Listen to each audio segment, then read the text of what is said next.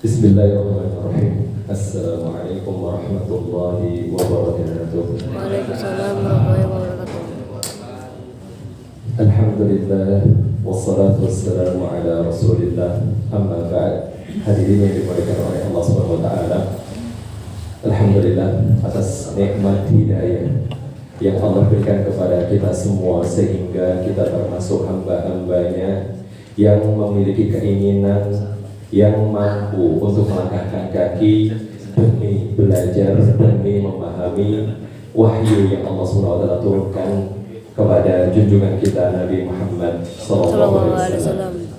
Dan insyaallah ta'ala pada pertemuan malam hari ini kita akan membahas tentang nasib umat-umat sebelum kita yang Allah kisahkan di dalam Al-Quran, yang mana perlu untuk selalu kita ulang bahwasanya kandungan Al-Quran, paling banyak kandungan yang terkandung di dalam Al-Quran itu tentang kisah-kisah. Tapi bukan berarti bahwasanya Al-Quran adalah kitab atau buku cerita.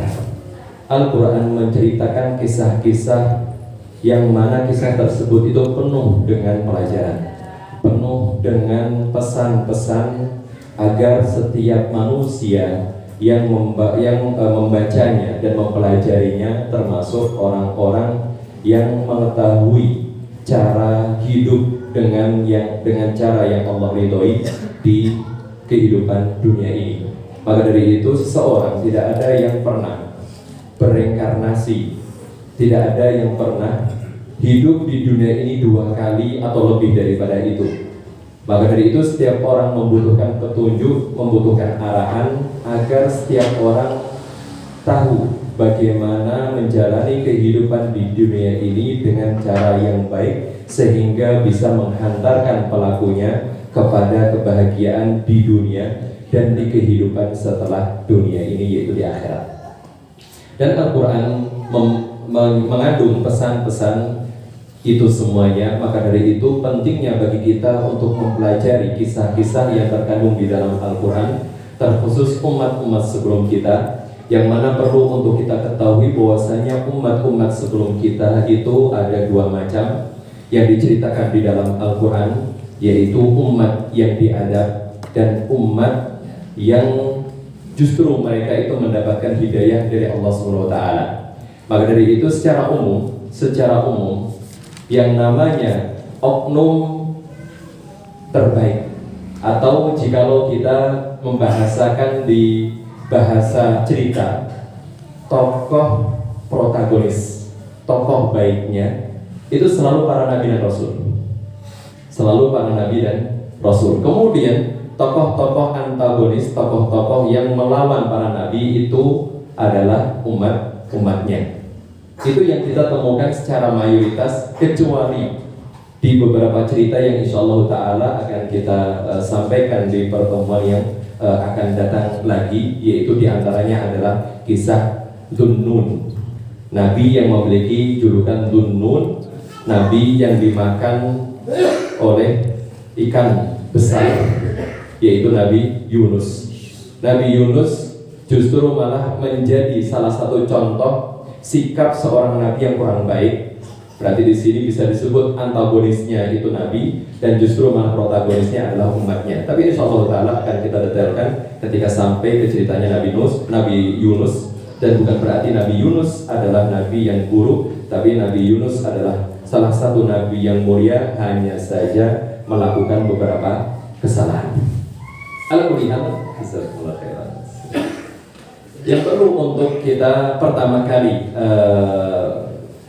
pegang atau sampaikan, kita memulai dari salah satu ayat yang Allah SWT firmankan di dalam surat Ghafir ayat ke-82. Dalam surat Ghafir ayat ke-82 Allah berfirman, afalam yasiru fil ard fayanzuru kaifa kana aqibatul ladina min qablihim kanu aktsara minhum wa ashadda quwwatan wa atharan fil ard fama aghna anhum ma kanu yaksibun. Yaitu ketika Allah SWT berfirman, afalam yasiru, belumlah orang-orang itu, atau tidakkah orang-orang tersebut itu berjalan. Walaupun mungkin sebagian pihak menyampaikan kita disuruh jalan-jalan oleh Allah di dalam Al-Quran, tapi bukan itu intinya. Karena manusia ketika hidup di dunia ini tidak mungkin diam di satu tempat saja. Ketika kita melakukan perjalanan, entah itu untuk kepentingan mubah, atau untuk kepentingan sunnah, atau untuk kepentingan wajib. Yang wajib diantaranya adalah pergi haji, safar untuk pergi haji. Yang sunnah diantaranya adalah safar untuk pergi umroh diantaranya, atau safar untuk mengunjungi sanak saudara. Kemudian yang mubah diantaranya adalah untuk wisata. Allah menyinggung dalam ayat ini, belumkah atau tidakkah orang-orang itu berjalan di atas muka bumi, tapi tujuannya apa? Yang dulu, agar mereka melihat. Apa yang mereka lihat? Kaifa kana aqibatul ladina min qablihim. Bagaimana nasib orang-orang yang datang sebelum mereka. Karena ketika Allah mengadab suatu kaum, Allah tidak mengadab mereka tanpa jejak sedikit pun, tanpa ada bekas sedikit pun. Justru Allah selalu meninggalkan jejak terkait dengan bekas adab mereka. Entah itu jejaknya berupa bangunan, entah itu berupa beberapa fenomena alam, atau minimal jejak itu adalah ayat Al-Quran yang diceritakan Allah dan diabadikan di dalam Al-Quran yang akan dibaca sepanjang zaman. Nah, ini terkait dengan jejak nasib para umat sebelum kita. Kemudian Allah mengatakan kanu aktsara minhum wa ashadda quwwah. Mereka umat-umat sebelum kita secara jumlah mereka jauh lebih banyak daripada kita. Mereka jauh lebih banyak daripada umat dan kaum-kaum yang datang setelah mereka. Karena Allah mengatakan kanu aktsara minhum. Mereka orang-orang terdahulu selalu lebih banyak daripada orang-orang yang datang setelahnya. Kemudian wa ashadda quwwatan wa atharan. Mereka lebih kuat terkait dengan kekuatan. Kekuatan di sini beraneka ragam, kekuatan pikiran, kekuatan tubuh badan, kekuatan ilmu pengetahuan.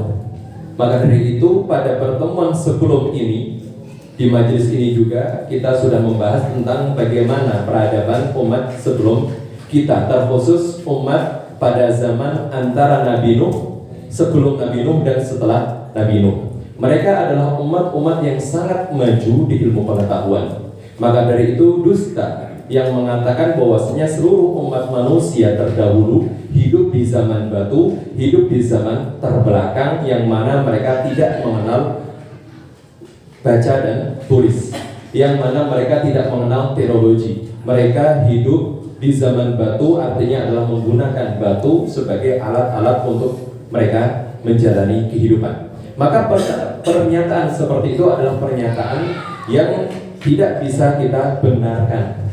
Memang ada sebagian kaum yang kondisinya seperti itu dan kita saksikan di zaman sekarang.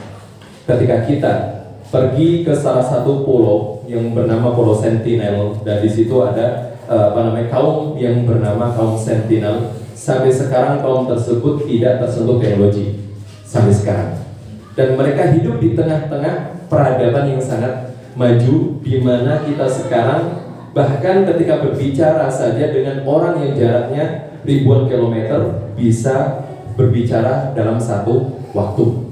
Tapi masih ada kaum yang memang terbelakang, dan juga beberapa kaum yang tinggal di daerah Afrika atau di suku Amazon di Amerika Selatan. Maka hal tersebut tidak menjadikan bahwasanya semua umat pada zaman sekarang adalah umat terbelakang. Sama seperti zaman terdahulu, bukan berarti bahwasanya umat terdahulu adalah semuanya umat yang terbelakang, tinggal pada zaman batu, tinggal di dalam gua, kemudian hidupnya berpindah-pindah. Memang ada yang seperti itu, tapi yang perlu untuk kita serapi dari apa yang Allah ceritakan di dalam Al-Quran. Di sini Allah mengatakan wa ashadda quwwatan wa athara.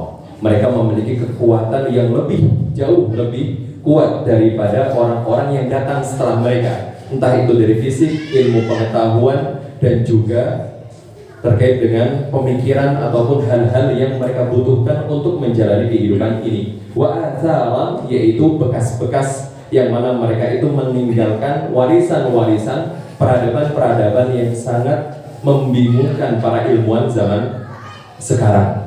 Maka dari itu ketika kita coba mencari-cari beberapa penemuan yang membingungkan ilmuwan zaman sekarang, kita akan menemukan banyak sekali penemuan-penemuan, di antaranya adalah dari suku Maya di Amerika atau di daerah Meksiko, sebuah selain model pesawat. Mereka sudah membuat model pesawat pada zaman itu. Maka tidak benar ketika mengatakan bahwasanya yang pertama kali menemukan pesawat di dunia ini dari dahulu sampai sekarang adalah Wright bersaudara, sebagaimana yang dikatakan di dalam buku-buku ilmu pengetahuan, dan sayangnya buku-buku seperti itu diajarkan kepada anak-anak kita. Maka dari itu perlu untuk kita ketahui bahwasanya orang-orang terdahulu adalah orang-orang yang sangat maju, orang-orang yang memiliki kekuatan ilmu pengetahuan yang menjadikan mereka itu menguasai dunia dan menjadikan mereka orang-orang yang dalam tanda kutip tidak butuh lagi Tuhan. Ini adalah catatan besar di mana penyebab utama mereka kaum-kaum yang datang pada zaman Nabi Nuh dan setelah mereka, karena kesyirikan itu tidak pernah terjadi sebelum Nabi Nuh alaihissalam.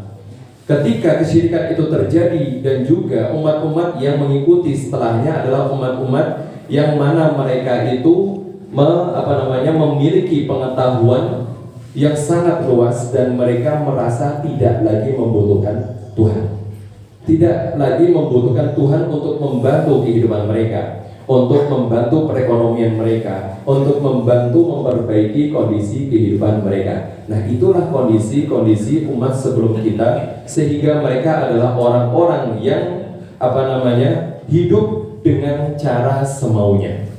Dan kita sudah membahas hari kemarin beberapa ayat dalam surat Al-Fajr, yaitu ketika dua ayat itu dijadikan patokan oleh mayoritas orang sebagai patokan ketika orang tersebut itu dianggap mulia atau dianggap hina. Yaitu Allah berfirman dalam surat Al-Fajr, fa'amman insan idza mabtalahu rabbuhu fa'akramahu wa na'amahu fayaqulu rabbi akraman.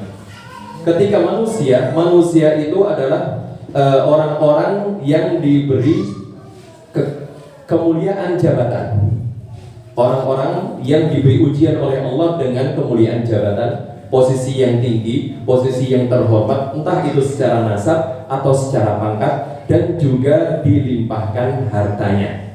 Maka orang-orang yang mendapatkan dua kenikmatan ini akan mengatakan, sekarang Tuhanku sedang memuliakan diriku.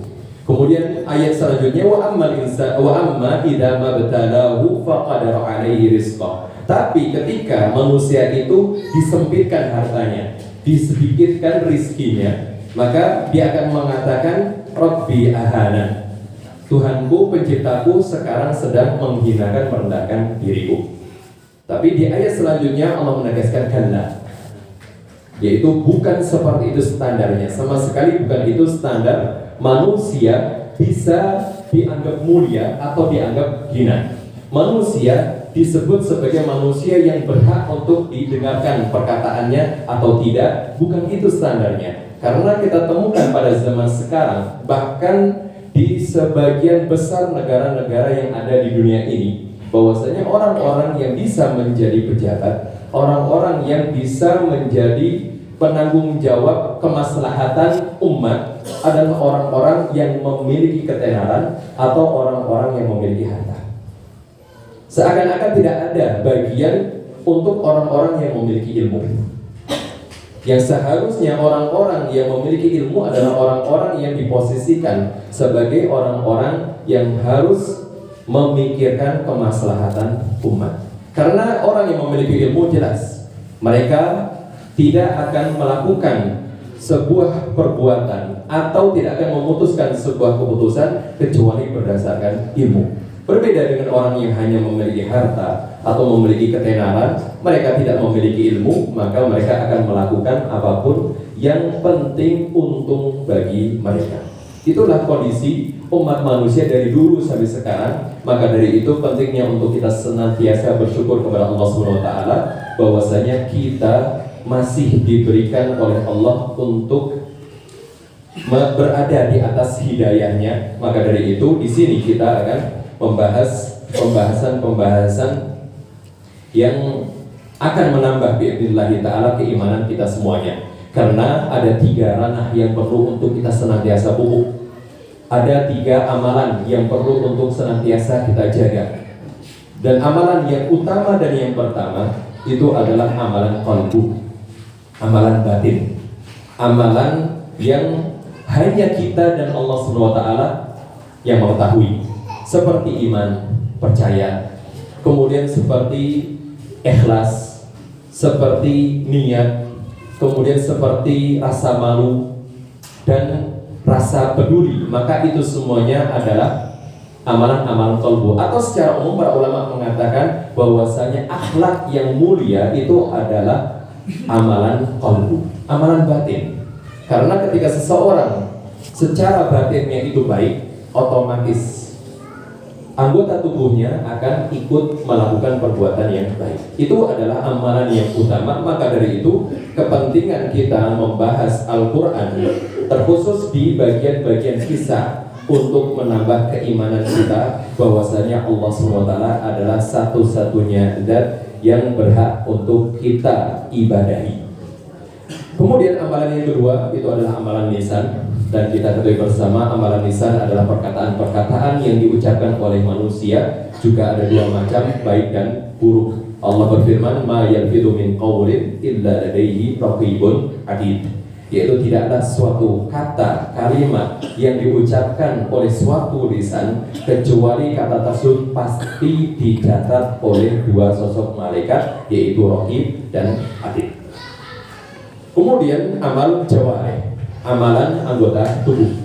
Nah, amalan anggota tubuh ini adalah refleksi ataupun bukti tentang keimanan seseorang. Walaupun terkait dengan amalan anggota tubuh, terkadang seseorang itu melakukannya atas dasar pura-pura. Maka dari itu ada sebagian oknum yang diberi gelar sebagai oknum munafik. Dan itu juga terjadi pada zaman Rasulullah SAW, yang mana mereka mengamalkan seperti amalan-amalan kaum muslimin. Sholat iya, puasa iya, tapi mereka secara niat melakukan seperti itu bukan ikhlas, bukan karena keimanan kepada Allah SWT.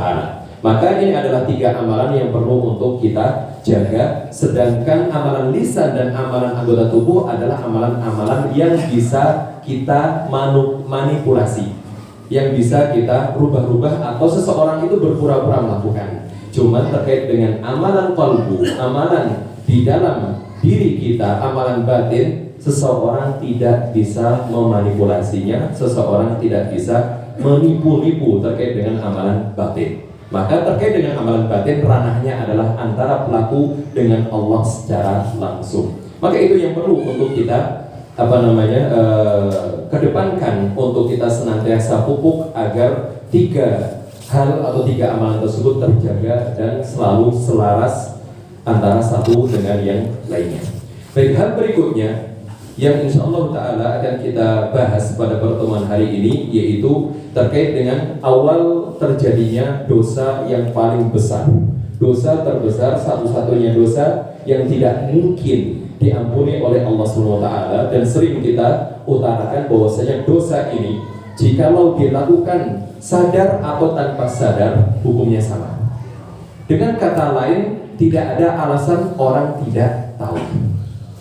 Ini adalah dosa yang sangat bahaya, karena salah satu bagian dari dosa ini menjadikan orang tersebut keluar daripada keimanan. Dengan kata lain lagi, jikalau meninggal walaupun tidak tahu tentang hukum amalan tersebut, tapi telah melakukan amalan tersebut selama dia hidup, maka orang tersebut sudah dihukumi sebagai penduduk neraka dan kekal di dalamnya tidak akan keluar darinya. Inilah yang perlu untuk kita sadari bersama, dan amalan tersebut atau dosa tersebut dinamakan dosa syirik. Allah SWT berfirman, "Innallaha la yaghfiru ayyushraka bihi wa yaghfiru ma duna dzalika liman yasha." Sesungguhnya Allah SWT la yaghfir, tidak akan mengampuni, memberikan maghfirah bagi siapa ayyusyraka bihi, siapapun yang menyekutukan Allah SWT. Syirik adalah ketika seseorang menyandingkan Allah dengan yang lainnya. Dan yang namanya tauhid adalah ketika seseorang hanya menunggalkan, mengesahkan Allah saja dalam segala hal. Dan syirik itu bisa terjadi di banyak ranah, entah itu ketika seseorang meyakini bahwasanya ada sosok lain, ada sumber lain yang memberikan kesehatan selain daripada Allah, atau memberikan rezeki selain Allah, atau memberikan kemudahan dalam pekerjaan selain Allah SWT, itu sudah termasuk dari bagian syirik. Dan lebih parah lagi, karena syirik yang pertama tadi itu syirik yang dilakukan syirik yang dilakukan oleh orang-orang sekarang. Justru ketika orang-orang sekarang syiriknya mereka itu lebih parah daripada syiriknya orang-orang zaman Quraisy, atau syiriknya orang-orang pertama pada zamannya Nabi Nuh alaihissalam. Yaitu orang-orang sekarang sudah sampai ke derajat meyakini iya Allah itu ada, tapi juga meyakini bahwasanya selain Allah ada yang memberikan kesehatan, ada yang memberikan rezeki, ada yang memberikan pekerjaan, ada yang memberikan apa yang dia butuhkan di kehidupan dunia ini. Ini adalah syirik yang tidak dilakukan oleh orang-orang terdahulu. Dan orang-orang terdahulu melakukan syirik yang lebih lembut lagi, yaitu syirik dalam ibadah. Dan syirik dalam ibadah saja sudah menjadikan pelakunya keluar daripada Islam, keluar daripada keimanan, dan dijamin kekal di neraka. Itulah yang dilakukan oleh orang-orang Quraisy, yang mana mereka ketika ditanya siapa yang menciptakan mereka, mereka akan selalu mengatakan Allah. Ketika ditanya siapa yang memberi rezeki mereka, mereka akan selalu mengatakan Allah. Hanya Allah yang memberikan rezeki, memberikan kesehatan, memberikan kesempatan, atau memberikan kenikmatan di dalam kehidupan ini. Tapi mereka menyembah Allah dan menyembah selain Allah dalam ranah ibadah.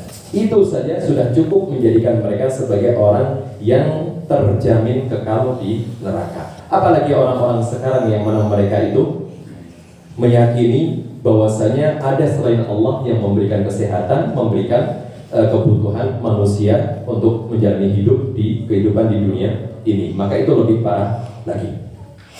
Dan perlu untuk kita ketahui bahwasanya kesyirikan tersebut muncul pertama kali adalah pada zaman Nabi Nuh alaihissalam. Dan jarak antara Nabi Nuh dengan Nabi Adam adalah 10 abad. Pernah kita singgung atau beberapa kali kita singgung bahwasanya 10 abad itu tidak selalu 100 tahun. Karena standar zaman dahulu bisa jadi berbeda dengan standar zaman sekarang. Maka dari itu beraneka ragam pendapat para ulama terkait dengan 10 abad antara Nabi Nuh dengan Nabi Adam alaihi wassalam itu berapa tahun jika dihitung tahunnya. Ada yang mengatakan 10 abad dan 1 abadnya 100 berarti itu adalah 1000 tahun. Ada yang mengatakan 1 abad itu 1000 tahun, maka 10 abad adalah 10.000 tahun. Dan selama itu Rasulullah SAW mengatakan semua manusia sebelum zaman Nabi Nuh mereka hidup di atas keimanan, termasuk salah satu putranya Nabi Adam yaitu Qabil yang membunuh saudaranya Habil. Maka Qabil meninggal dalam kondisi beriman walaupun melakukan dosa besar pertama yaitu membunuh saudaranya. Tapi beliau Qabil meninggal dalam kondisi beriman kepada Allah SWT. Dan Allah SWT juga berfirman dalam surat Al-Baqarah, kemudian juga dalam surat Yunus, surat Al-Baqarah di ayat 213. Kemudian di surat Yunus ayat ke-19 maknanya sama, yaitu kana nasu ummatan wahidah faba'atsallahu an-nabiyyina mubashshirina wa mundzirin. Dalam surat Al-Baqarah yang artinya sesungguhnya dahulu manusia itu satu umat yang sama. Satu umat yang sama, tafsiran yang paling masyhur dari kalangan ulama maksudnya adalah mereka sama agamanya. Agamanya satu dahulu. Kemudian setelah itu faba'atsallahu an-nabiyyina mubashshirina wa mundzirin. Kemudian Allah utus para rasul dan para nabi untuk menyampaikan terkait dengan wahyu kepada umat atau manusia setelah mereka itu tidak lagi satu agama. Maka itu tegaskan dalam surat Yunus ayat ke-19, wa ma kana an-nasu illa ummatan wahidah fakhtalafu. Yang namanya manusia zaman dahulu itu satu agama. Kemudian apa? Fakhtalafu. Kemudian mereka berbeda-beda, yaitu menjadi mukmin dan menjadi kafir. Maka itu yang terjadi pertama kali pada zamannya Nabi Nuh alaihissalam, atau lebih tepatnya adalah sebelum Nabi Nuh diutus. Karena syirik, karena Nabi Nuh itu seorang rasul, seorang nabi tidak akan diutus kecuali sudah menyebar keburukan di antara masyarakat. Maka syirik sudah menyebar pada zaman itu, dan kita temukan di dalam surat Nuh. Jikalau ingin cerita dakwahnya Nabi Nuh itu seperti apa, kita cukup membuka surat Nuh dari awal sampai akhir. Tapi kita ambil beberapa ayat yang ada di dalamnya, yaitu yang mana Allah SWT menyebutkan beberapa oknum. Beberapa oknum ini bukan penyebab, tapi lihat bagaimana syirik itu terjadi. Yaitu ketika Allah SWT berfirman dalam surat Nuh, وَلَا تَدَرُنَّ آلِهَتَكُمْ وَلَا تَدَرُنَّ وَدًّا وَلَا سُوَاعًا وَلَا يَغُوثَ وَيَعُوقَ وَنَسْرًا.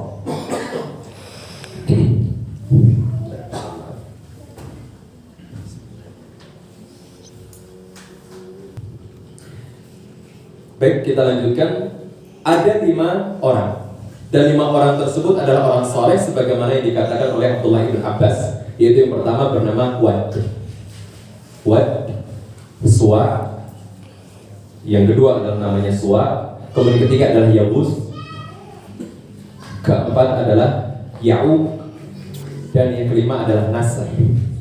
5 orang ini adalah 5 orang soleh. Tapi sedikit saya utarakan bahwasanya Nabi Nuh itu adalah bapak kedua manusia. Bapak kedua manusia, yaitu dengan kata lain tidak ada manusia zaman sekarang yang nasabnya keluar daripada nasab Nabi Nuh. Semuanya berasal dari Nabi Nuh.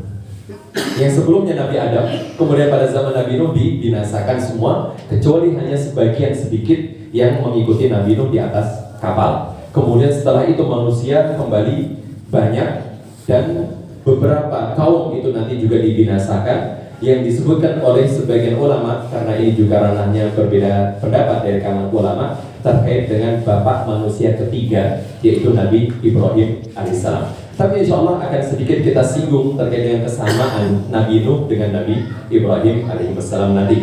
Yaitu kita kembali kepada 5 orang tadi, 5 orang yang termasuk keturunan Nabi Adam. Dan Nabi Nuh kalau secara nasab itu kembali kepada Nabi Idris, atau nama lainnya adalah Khanuh.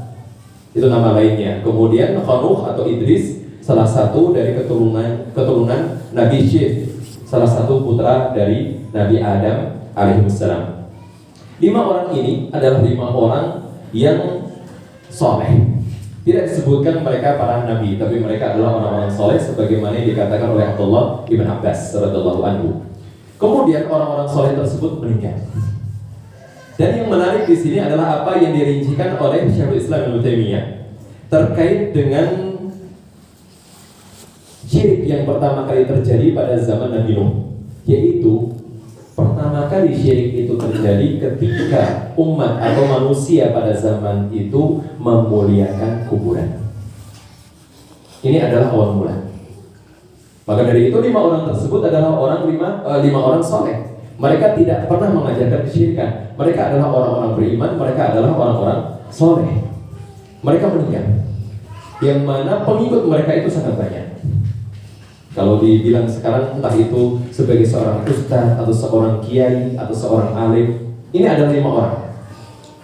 5 orang yang hidup pada zaman itu. Kemudian ketika mereka meninggal, kuburan-kuburan mereka dimuliakan. Dan dikatakan oleh Abdullah bin Abbas juga bahwasanya orang-orang pada zaman itu orang-orang yang kemudian dibisiki oleh setan untuk membuat monumen-monumen atau benda-benda atau gambar-gambar sebagai pengingat terhadap sosok mereka. Maka dari itu kita temukan beberapa orang zaman sekarang ketika mereka ingin memotivasi ibadah mereka, mereka menggantung foto seorang alim di rumah-rumah mereka. Maka itu juga yang dilakukan oleh umatnya Nabi Nuh. Ini adalah awal dari kesyirikan. Bukan kesyirikan tapi awalnya. Dari memuliakan kuburan, kemudian menjadikan monumen-monumen sebagai pengingat, kemudian menjadikan orang-orang tersebut itu hari-hari perayaan. Maka generasi yang akan datang itulah generasi yang kemudian menganggap bahwasanya orang-orang terdahulu itu bukan orang biasa, tapi mereka orang yang memiliki sifat ketuhanan. Itu juga yang terjadi pada zaman Nabi Isa, ketika Nabi Isa saking dimuliakan, atau ketika Nabi Isa dituhankan oleh seseorang yang bernama Saulus. Maka ini semuanya adalah sejarah yang berulang. Dan sejarah yang berulang Allah ceritakan bagi kita orang-orang yang beriman dengan Al-Quran, yang mempelajari Al-Quran, kita wajib memahami karakter bisikan setan tersebut. Ketika kita memahami, kita akan menghindarkan diri kita dari dosa yang sangat bahaya, yaitu dosa syirik. Nah, inilah yang dikatakan oleh Syekhul Islam Ibnu Taimiyah bahwasanya orang-orang pada zaman Nabi Nuh adalah orang-orang yang memuliakan kuburan, sehingga syirik muncul setelahnya. Kemudian pada zaman Nabi Ibrahim, kesyirikannya sedikit berbeda, yaitu orang-orang pada zaman itu memuliakan benda-benda angkasa. Mereka memuliakan matahari, memuliakan bulan, memuliakan bintang-bintang tertentu. Walaupun ujung-ujungnya terjerumus kepada kesyirikan ketika seseorang menyembah selain Allah SWT. Ini adalah karakter mereka, karakter kesyirikan yang muncul pada zaman dahulu hingga sekarang. Maka dari itu perlu untuk kita tegaskan bahwasanya Nabi Nuh termasuk Nabi yang masuk dalam jajaran ulil azmi. Ada 5 Nabi yang disebut sebagai ulil azmi, sebagaimana diutarakan oleh mayoritas ulama. 5 Nabi tersebut dimulai dari Nabi Nuh, kemudian dilanjutkan oleh Nabi Ibrahim, kemudian dilanjutkan oleh Nabi Musa, kemudian Nabi Isa. 2 Nabi ini dari kalangan Bani Israel, dan terakhir adalah Nabi kita Muhammad SAW. Nabi Nuh yang diutarakan oleh para ulama, kenapa beliau disebut sebagai ulul azmi? Ulul azmi adalah seseorang yang memiliki tekad sangat kuat, terkhusus terkait dengan dakwah. Maka dari itu Nabi Nuh dimasukkan oleh Allah ke jajaran ulul azmi, Nabi yang memiliki tekad sangat besar, karena beliau dakwahnya tidak main-main, yaitu selama 950 tahun. Itu yang kita temukan dalam Al-Quran. Dan para ulama sepakat terkait dengan dakwahnya beliau 950 tahun. Bukan berarti usia beliau 950 tahun. Karena Imam Ibnu Jarir At-Tabari dan juga Imam Ibnu Katsir, mereka menyantumkan atau menyebutkan dalam kitab-kitab mereka terkait dengan sejarah para nabi dan rasul, usia Nabi Nuh itu adalah 1780 tahun. Itu adalah usia beliau, maka beliau tidak meninggal kecuali setelah usia tersebut. Dengan kata lain, orang-orang terdahulu adalah orang-orang yang memiliki usia sangat panjang. Dan dengan kata lain lagi, ketika Nabi Nuh itu berdakwah selama 950 tahun, kita bisa bayangkan bagaimana kebosanan yang dialami oleh Nabi Nuh secara khusus, dan juga kebosanan yang dialami oleh para umatnya, karena Nabi Nuh setiap hari berdebat dengan umatnya, setiap hari selama 950 tahun. Maka dari itu, terakhirnya ketika memang umat Nabi Nuh benar-benar sangat bosan dengan dakwahnya Nabi Nuh, disitulah mereka menantang Nabi Nuh. Menantang Nabi Nuh untuk mendatangkan adab, untuk mendatangkan sebuah bukti jikalau Nabi Nuh adalah benar-benar utusan Allah. Tapi sedikit perlu untuk kita ketahui bahwasanya Nabi Nuh, salah satu mukjizatnya yang mana jarang disampaikan oleh beberapa pembahasan di sejarah para nabi, dan rata-rata menyampaikan mukjizat Nabi Nuh adalah adab yang Allah turunkan. Memang benar itu adalah salah satu dari doanya Nabi Nuh, karena Rasulullah menyatakan setiap para nabi memiliki doa pamungkas. Setiap para nabi memiliki doa pamungkas, dan doa pamungkasnya Nabi Nuh digunakan untuk mengadab kaumnya, yaitu yang dikatakan oleh Allah dalam surat Nuh, kalau tidak salah ayat ke-26, yaitu ketika waqala Nuhur Rabbi, ketika Nabi Nuh berkata, wahai Rabbku, la tadar 'alal ardi minal kafirin dayyara, janganlah engkau sisakan satupun orang kafir di atas muka bumi ini berjalan bebas atau hidup bebas. Dengan kata lain, musnahkanlah ya Allah seluruh manusia yang kafir di atas muka bumi ini. Dan disebutkan oleh sebagian ulama bahwasanya yang naik kapalnya Nabi Nuh, yang ikut dengan Nabi Nuh dari laki-laki dan perempuan itu berjumlah 80 orang, atau sebagian riwayat mengatakan 83 orang. Itu adalah riwayat yang terbanyak yang saya temukan. Maka ini sebagai kesimpulan bahwasanya 950 tahun Nabi Nuh tidak memiliki pengikut sampai 100 orang. Tapi perlu untuk kita sadari bahwasanya ketika kita berdakwah, ketika kita mengajarkan kebenaran, kebajikan kepada sesama, poin pentingnya bukan banyak sedikitnya pengikut. Karena jelas banyak sedikitnya pengikut pengaruh di perasaan seseorang. Sebagian orang sedih ketika mengajar, yang ikut dengan ajarannya itu hanya segelintir orang. Tapi sebagian orang bahagia ketika banyak yang mengikutnya. Tapi perlu untuk kita sadari bahwasanya inti dalam dakwah adalah menyampaikan. Siapapun yang menyampaikan kebenaran sudah tercatat di catatan Allah SWT sebagai salah satu da'inya, dan tidak peduli berapa banyak orang yang mengikutinya. Itulah salah satu contoh dari Nabi kita, Nabi Nuh alaihissalam. Baik, insyaallah ta'ala akan kita lanjutkan beberapa poin lagi setelah adzan Isya dikumandangkan. Hadza wa sallallahu ala nabiyyina Muhammadin wa ala alihi wa sahbihi wasallam.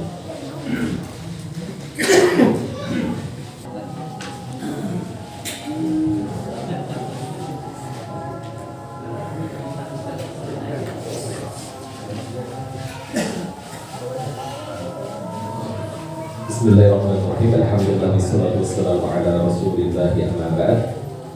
Baik, kita tadi sempat menyinggung terkait dengan salah satu mukjizat Nabi Nuh alaihissalam, yaitu ketika beliau memanjatkan doa pamungkas, yang mana itu juga disebutkan dalam hadis Rasulullah SAW ketika beliau bercerita tentang syafaat kelak di akhir zaman, yang mana seluruh umat manusia yang mana mereka itu belum diputuskan, mereka orang-orang beriman, tapi mereka orang-orang yang juga memiliki dosa, dan Allah belum memutuskan terkait dengan mereka akan langsung ke surga atau diadab dulu di neraka. Karena kelak di yaumul hisab ada 3 golongan manusia, yang mana golongan pertama adalah golongan yang sudah dijamin masuk surga, tidak akan diadab di neraka sama sekali. Kemudian golongan yang kedua adalah orang yang sudah dipastikan masuk neraka dan tidak masuk surga. Ada 2 golongan juga yang masuk neraka, yaitu masuk neraka secara permanen, tidak akan keluar darinya, yaitu orang-orang musyrik dan orang-orang kafir. Kemudian orang-orang yang juga sudah diputuskan dia beriman, nanti akan masuk surga, cuman ada beberapa dosa yang mewajibkan dia dihukum terlebih dahulu di neraka sementara waktu. Nah, ini adalah 2 golongan orang yang sudah dipastikan kemana mereka akan dimasukkan. Tapi ada golongan ketiga yang disebutkan oleh Rasulullah, yaitu golongan yang beriman, mereka memiliki dosa, tapi Allah belum memutuskan mereka diampuni total, maka mereka bisa masuk surga langsung, atau mereka itu akan diadab, dihukum di neraka terlebih dahulu, kemudian dimasukkan ke surga. Nah, orang-orang ini dari umat-umat terdahulu, dari putra-putra Nabi Adam semuanya berkumpul, dan mereka meminta syafaat. Mereka datang kepada Nabi Adam, kemudian Nabi Adam tidak berani untuk memberikan syafaat, karena syafaat itu seperti seseorang penengah yang memberikan atau berusaha untuk mencarikan kebaikan atau menghindarkan keburukan bagi orang yang sedang ditengahi tersebut. Maka Nabi Adam mengatakan, menurut kalian siapakah orang yang mengeluarkan kalian dari surga Allah SWT? Maka jawabannya adalah Nabi Adam alaihissalam, yaitu orang yang dikeluarkan oleh Allah dari surganya setelah pelanggaran. Maka dari itu Nabi Adam tidak berani memberikan syafaat kepada manusia-manusia walaupun mereka adalah anak cucunya. Kemudian mereka datang kepada Nabi Nuh alaihissalam. Ketika datang kepada Nabi Nuh juga mengucapkan alasan tidak berani memberikan syafaat, karena Nabi Nuh mengatakan, siapa lagi seorang nabi yang berdoa kepada Allah untuk membumi hanguskan, untuk membinasakan kaumnya. Maka yang namanya para nabi rata-rata adalah penyayang bagi kaumnya. Nabi Nuh sebenarnya penyayang karena selama 950 tahun berdakwah dan yang mengikuti beliau hanya segelintir orang saja. Akhirnya beliau juga berada pada titik kejenuhan dan akhirnya beliau memohon kepada Allah SWT untuk memusnahkan orang-orang kafir yang ada di muka bumi ini lagi. Dan inilah Nabi Nuh alaihi salam, yang mana beliau juga diceritakan dalam surat Hud lumayan terperinci, yaitu di surat Hud. Jikalau kita ingin mengetahui bagaimana debat yang terjadi antara Nabi Nuh dengan kaumnya selama 950 tahun, dari ayat ke-25 hingga ayat ke-48 di surat Hud tersebut. Walaupun juga surat Hud menceritakan tentang Nabi setelah Nabi Nuh, yaitu Nabi Hud yang diutus ke kaum Ad. Nah, kaum Ad adalah kaum salah satu keturunan dari Nabi Nuh alaihissalam juga. Tapi di sini Allah SWT menyematkan cerita nenek moyang kaum Ad atau Nabi Hud di dalam surat Hud, yaitu tentang kisahnya Nabi Nuh alaihissalam yang sebagiannya tidak Allah ceritakan di dalam surat Nuh. Nah, ini kita bisa rincikan atau bisa kita baca terjemahannya, karena terjemahannya tidak membutuhkan banyak tafsiran dari ayat ke-25 hingga ayat ke-48 di surat Hud. Kemudian sedikit perlu untuk kita tambahkan atau istilahnya lebihkan perhatian kita untuk mengambil beberapa poin dari kisah yang Allah kisahkan dalam surat Hud tersebut, yaitu yang pertama, bahwasanya Nabi Nuh itu adalah nabi yang diberi mukjizat selain tadi dikabulkan doanya untuk diturunkan banjir bandang, yaitu bahwasanya Nabi Nuh termasuk nabi yang tidak mungkin disakiti oleh kaumnya. Maka ini poin penting, bahwasanya ini termasuk mukjizat. Kalau sesuatu yang memang itu keluar dari kebiasaan itu disebut mukjizat kalau diberikan kepada para nabi dan rasul. Tapi bukan berarti hal tersebut tidak diberikan kepada selain nabi dan rasul. Karena sesuatu yang di luar nalar manusia yang Allah berikan kepada selain nabi dan rasul dinamakan karamah. Dan kita orang-orang Ahlussunnah wal Jamaah meyakini mukjizat itu untuk para nabi dan karamah untuk orang-orang soleh. Tapi sedikit tambahan catatan, yang namanya karamah itu bukan sesuatu yang disengaja oleh oknum-oknum tertentu, dan perlu untuk kita sadari juga bahwasanya karamah atau mukjizat tidak mungkin Allah berikan kepada hamba-hambanya kecuali di tengah-tengah kondisi kaum yang lemah imannya. Dan orang-orang yang kuat imannya tidak mungkin membutuhkan mukjizat ataupun karamah. Nah, ini adalah catatan yang penting bagi kita, sehingga kita tidak menjadi orang-orang yang mudah takjub, mudah kemudian dimanipulasi oleh orang-orang yang mengaku bisa melakukan perbuatan-perbuatan yang di luar nalar manusia. Dan itulah salah satu mukjizat yang Allah berikan kepada Nabi Nuh dan juga kepada Nabi Hud dan juga semua orang soleh. Tapi sebagai catatan, orang soleh yang selalu berusaha untuk mendakwahkan agama Allah SWT. Karena orang soleh secara umum ada dua macam. Orang soleh yang di dunia ini dihindarkan dari mara bahaya, dan yang kedua adalah orang soleh yang Allah kenakan hukuman juga di dunia ini. Sebagaimana sebuah hadis yang diriwayatkan oleh Ibunda Aisyah radhiyallahu anha dalam Sahih Bukhari dan juga dalam Sunan Abi Dawud, Rasulullah SAW menyatakan kepada Aisyah bahwasanya kelak salah satu tanda hari kiamat adalah akan berkumpulnya pasukan yang banyak untuk menyerang Mekah, untuk merobohkan Ka'bah. Dan itu sudah terjadi sebelum Nabi Muhammad, tapi ini akan terjadi lagi di akhir zaman. Kemudian Rasulullah mengatakan, tapi Allah akan gulung mereka, pasukan tersebut akan dibinasakan, tanah ini akan menggulung mereka sehingga memasukkan mereka ke dalam tanah, gempa bumi ataupun tanah longsor dan lain sebagainya, dan semuanya akan mati di dalam tanah. Semuanya, kata Rasulullah SAW. Kemudian Aisyah pun takjub, wahai Rasulullah, di luar kota Madinah itu ada sebagian orang-orang yang tinggal dan mereka sebenarnya tidak ingin menghancurkan Ka'bah, tapi kenapa mereka juga digulung oleh Allah? Rasulullah mengatakan semuanya akan terkena musibah di dunia ini sama rata, entah itu mukmin ataupun kafir, tapi kelak di akhirat akan dibangkitkan sesuai dengan niatan masing-masing. Ketika dahulunya kafir akan dibangkitkan statusnya sebagai orang kafir. Kalau dia seorang mukmin maka akan dibangkitkan sebagai seorang yang mukmin juga. Kemudian para ulama merincikan kenapa ada orang soleh yang seperti itu.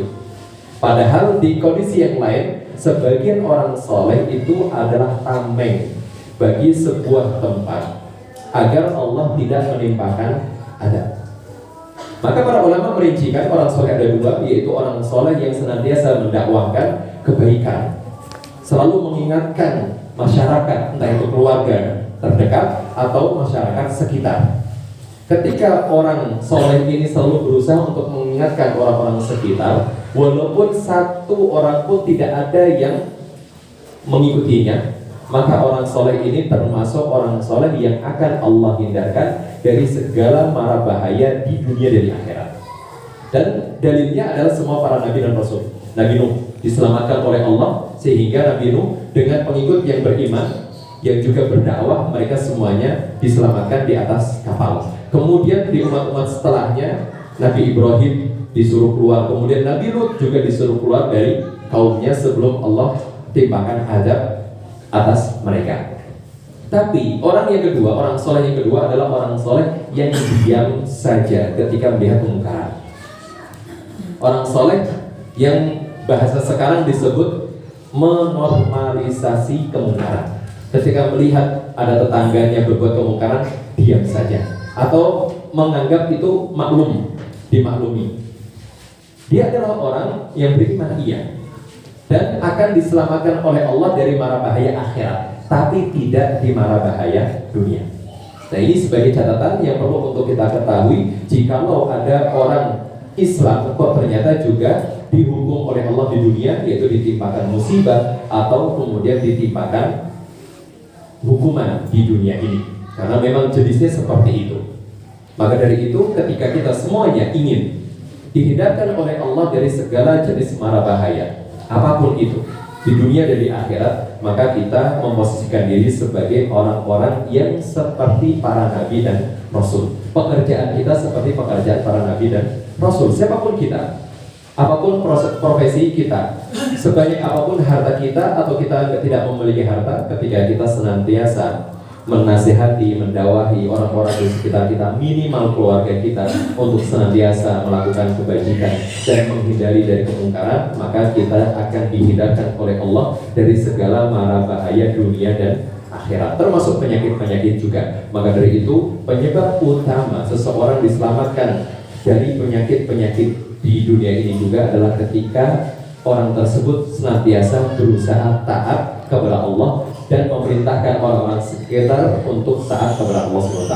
Yang mana kebanyakan orang memahami bahwasanya penyakit itu tidak akan sampai kepada seseorang ketika dia menjaga pola hidup. Benar, pola hidup adalah salah satu sebab, tapi sebab utama jangan pernah kita sepelekan, yaitu ketaatan kepada Allah SWT. Ini adalah penyebab utama kita dihindarkan dari segala bentuk mara bahaya, segala bentuk sesuatu yang buruk di dunia dan juga di akhirat. Kemudian sedikit saya tambahkan, tambahan ini adalah tambahan yang umum sebenarnya, tapi perlu untuk kita kaitkan, yaitu bahwasanya inkarul munkar, mengingkari kemungkaran, itu dilakukan dengan 3 level, 3 tingkatan. Tingkatan terbesar adalah dengan tangan, merubah dengan tangan. Contoh ketika seorang ayah melihat anaknya membawa minuman keras, maka seorang ayah tanpa perlu basa-basi langsung mengambil minuman keras tersebut dan membuangnya. Ini adalah mengingkari kemungkaran dengan tangan. Ini adalah level tertinggi dan pahalanya terbanyak. Kedua, inkarul munkar adalah dengan lisan, dengan cara menasehati. Itu juga yang dilakukan oleh para nabi dan rasul. Semua para nabi dan rasul melakukan inkarul munkar di 3 hal ini, dengan tangannya dan juga dengan lisannya. Maka kita temukan Nabi Nuh mendakwai dan mendebat kaumnya selama 950 tahun. Kemudian yang terakhir adalah dengan qalbunya. Maksudnya dengan qalbunya adalah kita menjauhi, bukan menganggap maklum. Ketika kita melihat ada kemungkaran, maka kita berpaling dan kita menjauhi. Walaupun lisan kita tidak mampu menasihati atau tangan kita juga tidak mampu merubah, maka ketika kita berpaling dari kemungkaran tersebut, itu sudah menjadi sebab kita akan dihindarkan dari mara bahaya dunia dan di akhirat ini. Baik, itu yang perlu untuk kita ambil pelajaran terkait dengan nasib umatnya Nabi Nuh, dan mereka adalah umat yang sangat banyak, umat yang secara jumlah dan juga secara kemajuan teknologi mereka, peradaban mereka jauh di atas kita semua. Dan sedikit terakhir saya tambahkan terkait dengan ciri-ciri umat yang mana mereka umat yang sangat maju. Kita bisa deteksi dari jenis adab yang Allah timpakan. Maka dari itu jenis adab yang Allah timpakan atas umat-umat sebelum kita itu memiliki alasan masing-masing. Dan kita temukan bahwasanya adab atas kaumnya Nabi Nuh itu terjadi berhari-hari lamanya. Sebagian mengatakan 100 hari, sebagian mengatakan lebih daripada 100 hari. Dengan kata lain, banjir bandang yang terjadi di seluruh dunia, tidak ada satupun sisi tanah di muka bumi ini yang tidak terendam banjir. Karena dalilnya adalah salah satu putra Nabi Nuh. Nabi Nuh memiliki 4 putra, Sam, Ham, Yafith, dan yang keempat itu yang terkenal di kalangan ulama namanya adalah Yam. Walaupun di antara kita terkenal dengan nama Kan'an. Kan'an dan Yam orang yang sama. Ketika anak tersebut disuruh Nabi Nuh untuk naik ke kapal dan kemudian mengatakan tidak, dan mengatakan sa'awi ila jabalin ya'simuni minal ma'. Aku akan naik ke gunung saja dan gunung akan melindungi diriku dari air ini, banjir ini. Tapi Nabi Nuh menegaskan la asimal yaum min amrillah. Tidak ada perlindungan apapun pada hari ini dari keputusan Allah SWT, kecuali yang hanya ikut naik ke atas kapalnya Nabi Nuh alaihissalam. Nah, ini adalah bukti bahwasanya adab tersebut. Dan kenapa Allah timpakan banjir bandang? Karena memang Allah tidak menghendaki ada satupun orang kafir yang selamat.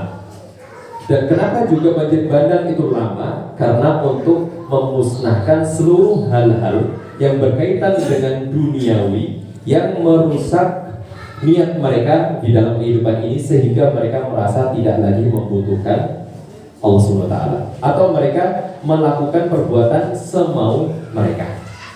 Nah, inilah kondisi di mana seseorang yang sudah pada level tidak memiliki rasa malu. Rasa malu maksud di sini adalah rasa malu yang utama adalah rasa malu di hadapan Allah SWT. Karena setiap orang yang memiliki rasa malu di hadapan Allah, dia tidak mungkin melanggar aturan Allah SWT. Nah, inilah kondisi adab yang Allah timpakan kepada kaum Nabi Nuh, dan itu membuktikan bahwasanya kondisi mereka adalah kondisi yang sangat luar biasa, jauh lebih makmur daripada kita semuanya, jauh lebih kuat daripada kita semuanya, dan juga jauh lebih banyak jumlah mereka daripada kita semua. Wallahu ta'ala alam bishawab. Terkait dengan apa yang kita bahas pada pertemuan malam hari ini, kurang lebihnya saya mohon maaf. Dan jikalau masih ada waktu, masih ada waktu,